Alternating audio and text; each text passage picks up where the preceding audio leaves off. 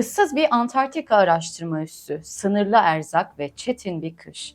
Dışarıda fırtınalar ve dondurucu soğuk, içeride ise korkunç bir tehdit kol geziyor. Kimin insan, kimin şey olduğunu asla anlayamadığımız bu film, basit bir canavar filmi ya da body horror'ın ötesine geçip bizi müthiş bir psikolojik korku ve paranoyayla baş başa bırakıyor. The Thing benim gelmiş geçmiş favori filmlerimden bir tanesi ve her yeniden izlediğimde de yerini daha da sağlamlaştırıyor. Bu videoda sizin de defalarca istemeniz üzerine John Carpenter'ın The Thing filmini ele alacağız. Ama hepinizin en az bir kere filmi izlediğini varsayarak anlatacağım. Teorilere sizler de hakimsinizdir diye düşünüyorum. Zira filmin üzerinden epey bir zaman geçti aslında. Bu sahnede ceket soldayken bir sonraki karede sağdaydı gibi okumaları ben pek sevmiyorum açıkçası. O yüzden bu videoda herhangi bir teori üretmeyecek veya hali hazırda defalarca kez yapıldığı gibi filmdeki bütün değişimleri kare kare irdelemeyeceğim. Bu film neden, en sonunda kimin canavar, kimin insan olduğundan bağımsız olarak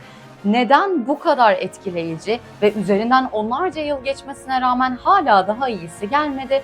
Ben bunu konuşmak istiyorum. Paranoya, izolasyon, benliğin kırılganlığı, tekinsiz kavramı, bedensel korku ve tabii ki kozmik dehşet bağlamında bu filmi birlikte okuyacağız. Ancak en baştan şunu da belirtmek istiyorum. Bunlar benim görüşlerim ve hislerim. Ve gayet tabii anlatacağım şeyler de şahsi çıkarımlarım olacak. Filmi sevmeyebilirsiniz. Bu elbette zevk meselesi. Ancak izninizle kendi kanalımda kendi zevklerimle ilgili içerikler üretmeyi de sürdüreceğim. Eğer kahveleriniz hazırsa başlayabiliriz.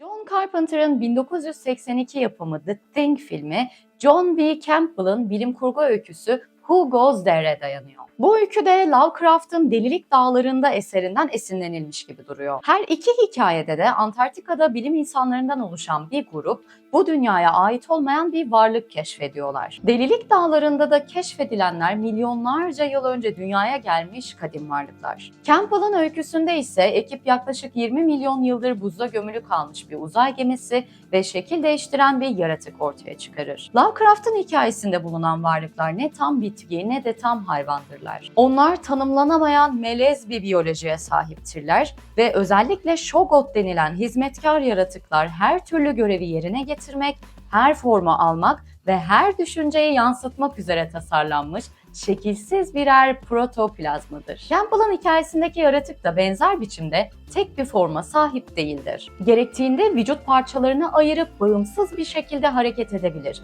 ve farklı canlıların da şeklini alabilir. The Thing'de yaratığın motivasyonu veya düşünce yapısı tamamıyla meçhuldür. Tıpkı biyolojisinin dünya üzerindeki hiçbir canlıya benzememesi gibi. Aynı şekilde psikolojisi de insan dünyasına tamamen yabancıdır. Bu zamana kadar pek çok filme Lovecraft ve kozmik korku ilham vermiştir. Ama bana kalırsa sinemada kozmik korkuyu en iyi işleyen kişi Kıyamet üçlemesiyle birlikte John Carpenter olmuştur. Bu üçlemede The Prince of Darkness, In the Mouth of Madness ve tabii ki de The Thing'i içeriyor. Filmin anlatısı tamamı erkeklerden oluşan bir keşif ekibinin çabalarını konu alıyor. Bu ekipte doktorlar, bilim insanları, askeri görevliler bulunuyor ve hepsi de son derece izole bir araştırma tesisinde, Antarktika'daki bir tesiste görev yapıyorlar. Filmin ana karakter listesi 12 isimden oluşuyor. Bu izole grup için rutin hayat, karların içinden fırlayan bir köpek ve onu çılgınca avlamaya çalışan bir Norveç helikopterinin gelişiyle bayağı alt üst oluyor. Norveçli kaşiflerin tavırları ekibe dili bilmedikleri için oldukça saldırgan ve anlamsız görünüyor. Oysa Norveçliler aslında masum bir canlının değil, kadim bir yaratığın peşindeler ve bunu da açıkça dile getiriyorlar. Norveçli adam bu sekansta aslında bağırarak şunları söylüyor.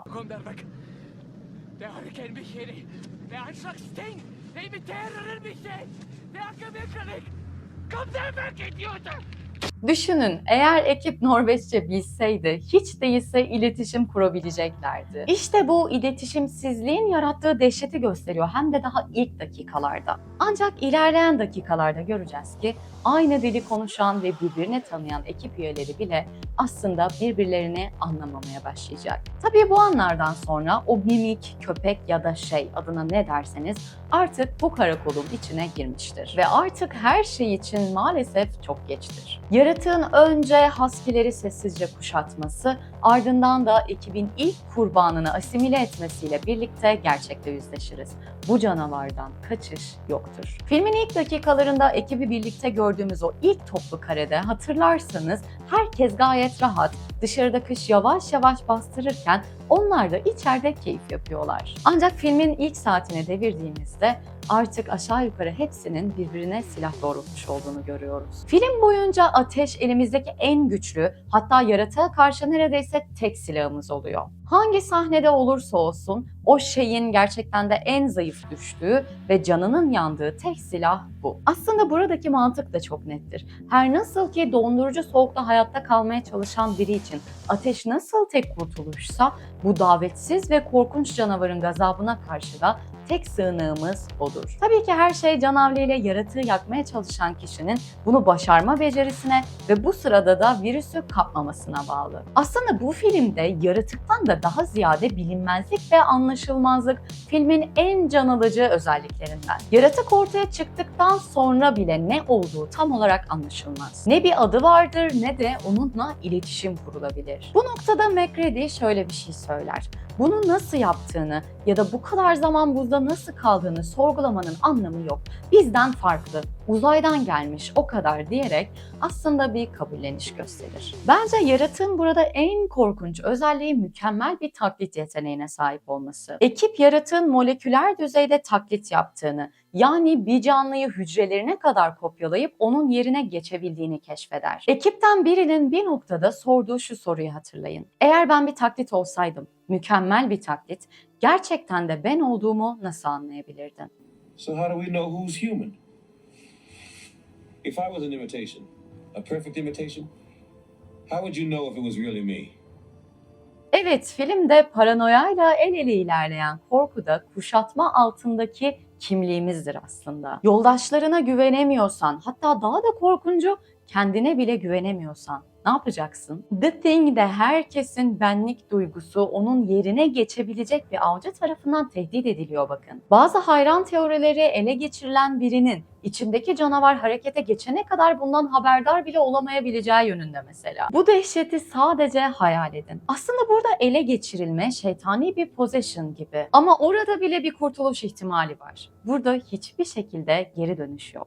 The Thing'deki canavar bence sadece öldürdüğü ya da korkunç göründüğü için değil, kurbanlarını kusursuz biçimde taklit edebildiği için dehşet verici. Bir uzaylı, hatta buna direkt olarak öteki de diyebiliriz, senin yüzünü, senin anılarını, senin sesini üstlenebiliyorsa o zaman sen olmak ne anlama gelir? Bir varlık insanlığın tüm dışsal belirtilerini kusursuzca gerçekleştirebiliyorsa bir anlamda insan mıdır? Yoksa ona hala da bütünüyle yabancı diyebilir miyiz? Filmde hiçbir karakter karşısındakinin sözlerinin sahici olup olmadığını bilemez. Bu durumda her etkileşimi potansiyel olarak sahte kılar aslında. Komşunuzla iyi programlanmış bir robot arasındaki farkı ayırt edemediğinizi düşünün. Yani yüzeydeki gerçekliğe artık güvenemediğinizi düşünün. Canavarca olan burada tanıdık olanın kamuflajı arkasına saklanmış durumdadır. Bu noktada Freud'un tekinsiz kavramını tekrar hatırlatmak istiyorum. Freud'a göre tekinsizlik tamamen yabancı olandan değil aslında. Bir zamanlar çok iyi bilinen ve mahrem olanın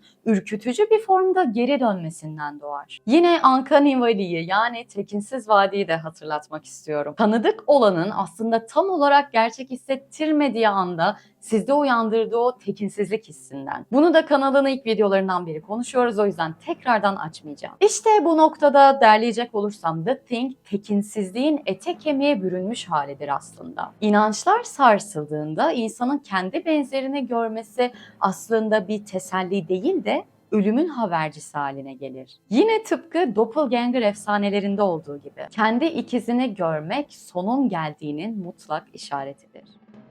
Gelelim yaratığın bir forma sahip olmamasına ve taklit dışı zamanlarda büründüğü o grotesk görünümlere. Film boyunca vücutlar parçalanır, uzuvlar yer değiştirir, organlar dışarı fırlar. İnsan formu gözümüzün önünde grotesk biçimde bozulur. Bu açıdan The Thing body horror'ın yani bedensel korkunun zirve örneklerinden biri bana kalırsa ve hala daha iyisi yapılamadı. Hiçbir CGI bu filmdeki iğrençliğin ve rahatsız ediciliğin yanına yaklaşamıyor maalesef. Rob Bottin'in imzasını taşıyan bu efektler hala daha rakipsiz. Yaratıkların üzerindeki mide bulandırıcı mukuslar, kanlar, biyolojik olarak yanlış duran o tasarım gerçekten de filmi salt psikolojik korkudan çıkarıp görsel bir dehşete de dönüştürüyor. Zaten korku sinemasının en etkileyici yönlerinden biri de beden sınırlarının ihlal edilmesidir. Bizi kendi bedenimizin kırılganlığıyla ve içimizde var olan o yabancı unsurlarla yüzleştirir. İşte bu yüzden Chris Evans' kuramı burada cuk oturuyor bence. Çünkü bu perspektiften baktığımızda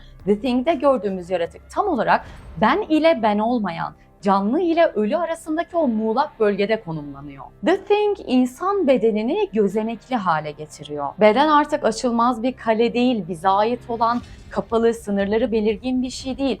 Kolayca istila edilebilen bir şeye dönüşüyor. Hatta parçalanıp yeniden birleştirilen bir ham madde olduğunu izliyoruz. Filmde Blair'ın yaptığı bir bilgisayar simülasyonu eğer yaratık Antarktika'dan kurtulup medeniyete yayılacak olursa 27.000 saat içinde dünya nüfusunun tamamını enfekte edeceğini öngörüyor. Bu dehşet verici ihtimal de aslında insanın evrendeki acizliğini vurguluyor. Ufacık bir organizma bile eğer bizden biyolojik olarak çok üstün bir avantaja sahipse, türümüzü birkaç yıl içinde yeryüzünden silebilecek bir felakete dönüşebiliyor. Film boyunca karakterlerin çaresizliği, dışarıdan hiçbir yardımın gelemeyeceğini bilmeleri ve sonunda kendi yaşamlarını feda etme pahasına yaratığı dünyadan uzak tutma çabaları hep bu büyük ölçekli hiçlik duygusunun altını çiziyor. Bu yüzden çok iyi bir kozmik korku örneği olduğunu düşünüyorum. Bu noktada Rob Bottin'in dehası ürünü olan o pratik efektleri ve aynı zamanda Ennio Morricone'un içe işleyen müziklerinin de altını çizmek istiyorum. Bunlar gerçekten hikayenin güzelliği şöyle bir yana dursun, bu dehşeti içimize, iliklerimize kadar işleten unsurlar oluyor. Film ayrıca Lovecraft'taki o bilginin tehlikeliliği fikrini de işliyor bir noktada. Lovecraft'ta bu kozmik varlıklara dair hakikati öğrenmek çoğu zaman delilik ya da ölüm getiriyor. The Thing'de de her keşif otopsi, buz altındaki uzay gemisi, kan testi yalnızca ekibin sahip olduğu dehşeti derinleştiriyor. Sonunda hayatta kalan azıcık kişi neyle karşı karşıya olduklarını tam olarak bilirler. Ancak hiçbir şeyi değiştiremezler. Bu bilgi teselli getirmez, sadece dehşetin boyutunu artırır. Kan, şiddet ve gerilim katmanlarının ardında The Thing aslında en az yaratığın kendisi kadar ürkütücü bir varoluş sorusu soruyor. Seni gerçekten sen yapan şey nedir? Ve başka bir şey senin varoluşunu kusursuz bir biçimde üstlenebilseydi bu ne anlamı gelir?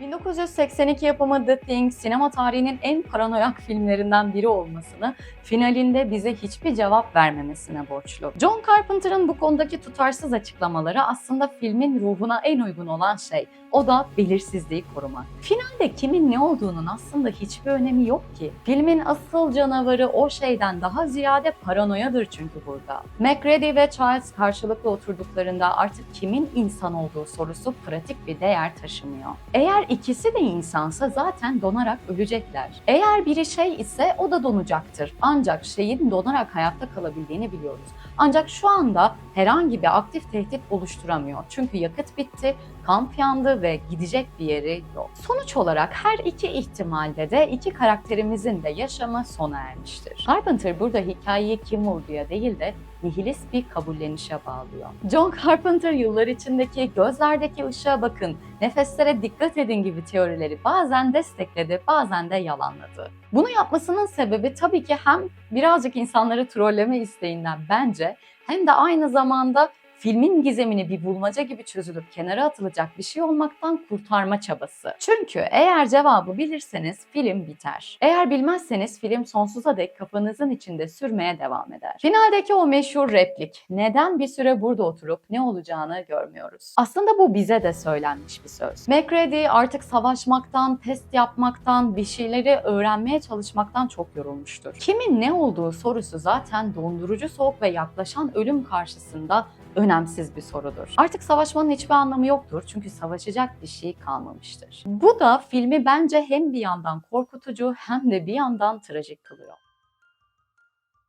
Düşünsenize filmin üzerinden 40 yıldan fazla zaman geçti ama aslında teması korkunç bir kehanet gibi günümüzle de bağlantılı. Bugün yapay zeka simülasyonlarının, deepfake teknolojisinin ve sanal kimliklerin çağında yaşıyoruz. Gördüğüme güvenebilir miyim sorusu artık gündelik bir refleks haline gelmiş durumda. Bir bakıma filmin çekirdeğindeki o korku, yani karşındaki kişinin hakikatinin ikna edici bir kimliğin arkasına gizlenmiş olması hiç olmadığı kadar güncel bir korku. Filmin canavarı biyolojik ve uzaylıdır, evet, fakat şimdi çağımızın o dijital canavarlarını düşünelim. Gerçek gibi görünen ama yapay zeka tarafından üretilmiş bir video, insanları taklit eden bot hesapları, telefonda sevdiğin birinin sesini kusursuzca kopyalayabilen bir yapay zeka. İşte bizler bugün de teknoloji aracılığıyla bu kusursuz taklit ile yüzleşiyoruz. Filmdeki adamlar Antarktika'da izoleler, evet, ancak bizler de bugün yankı odalarımızın içinde izole durumdayız. Herkese bağlı ama bütünüyle yalnız. Adeta dijital bir Antarktika'dayız aslında. Metaforik olarak konuşursak dijital alanlarımızda dolaşan The Thing'lerin sayısı hızla çoğaldı. Her yanıltıcı video ya da uydurulmuş kimlik yaratığın taklit aldatma yeteneğinin dijital bir yankısı gibi. McReady'nin kanı test etmek için ısıtılmış bir tel kullanması gerçeği açığa çıkarma girişimiydi. Bugün bizler de kendi gerçeklik testlerimizi yapıyoruz. Tersine görsel aramalar, doğrulama siteleri, iki faktörlü kimlik kontrolleri. Fakat filmde olduğu gibi bu testlerde sınırlı. Kaldı ki gerçeği öğrenmek de bazen bir şeyleri değiştiremiyor. Bu filmde donmuş üstlerde yaşanan paranoya burada bizim çağımızda da telefonlarımızın içinde yaşanıyor. Yani bizler toplumsal ölçekte Carpenter'ın filmini yeniden sahneliyoruz hep birlikte. İnsan gerçeğiyle ikna edici taklidi ayırt etmeye çalıştığımız fakat taklidin uzaylı ve enfeksiyon gibi yayıldığı bir ortamdayız şu an. Ya da bir deepfake videosunda kendi yüzünü ve sesini asla yapmadığın şeyleri yaparken görmekten korkuyoruz. Kendi yüzünü taşıyan bir doppelganger. Dediğim gibi filmin kusursuz taklit dehşeti bizim bugünkü çağdaş korkularımızla birebir örtüşüyor aslında. Son olarak The Thing belirsizlik karşısında insan tepkisine dair bugün içinde geçerli bir uyarı sunar. Filmdeki korku ve güvensizlik en az canavar kadar ölümcüldür. Adamların birbirine güvenememesi The Thing'e karşı mücadelelerini neredeyse sabote eder. Son olarak yine neden kozmik korkunun en iyi örneklerinden birisi bence bu film, bunu da bir derlemek istiyorum. Öncelikle Delilik Dağları'ndaya çok benzer bir tema görüyoruz burada. Ancak yalnızca tematik benzerlik değil, felsefi açıdan da bize aynı soruları düşündürten bir dehşet söz konusu. Burada ahlaksız bir canavar değildir. O aslında bir güç istemidir. Tek amacı asimile etmek, büyümek ve baskın güç olmaktır. İnsanları öldürürken onlara kötülük yapmaz. Sadece kendi doğasını, yani güç istencini gerçekleştirir. Karşımızdaki güç bizim ahlak kurallarımızı tanımaz. O sadece oluş halindedir. İnsanlar yaratığı yok etmeye çalışırken aslında kendi benliklerinin parçalanışını ve medeniyetin ne kadar ince bir buz tabakası üzerinde durduğunu görürler. Her şeyi bir kenara bırakırsak filmin sonuna geldiğimizde o karda, o belirsizliğin içinde McReady ve Childs ile birlikte biz de oturuyoruz. Belki de bizi biz yapan şey sonunda ne olacağını bilmesek de o ana tanıklık etmektir. Peki kendi değerlerimizi yaratamadığımız bu dünyada taklitlerimize yenilirsek ne olacak? Umarım sizler için keyifli bir anlatı olmuştur. Videoyu beğendiyseniz beğen butonuna basmayı ve görüşlerinizi yorumlarda belirtmeyi lütfen unutmayın. Özellikle abject, doppelganger, tekinsiz, uncanny valley gibi terimleri birçok videoda defalarca anlattığım için tekrara düşmemek adına tekrardan açmıyorum. Eğer ilginize çekiyorsa Backrooms, Gothic 101, Slasher ve Korkunun Evrimi, Doppelganger gibi videolara da göz atabilirsiniz. Aynı şekilde video açıklamalarına eklediğim kaynaklara da bakabilirsiniz. Bir sonraki videoda görüşene kadar hoşça kalın.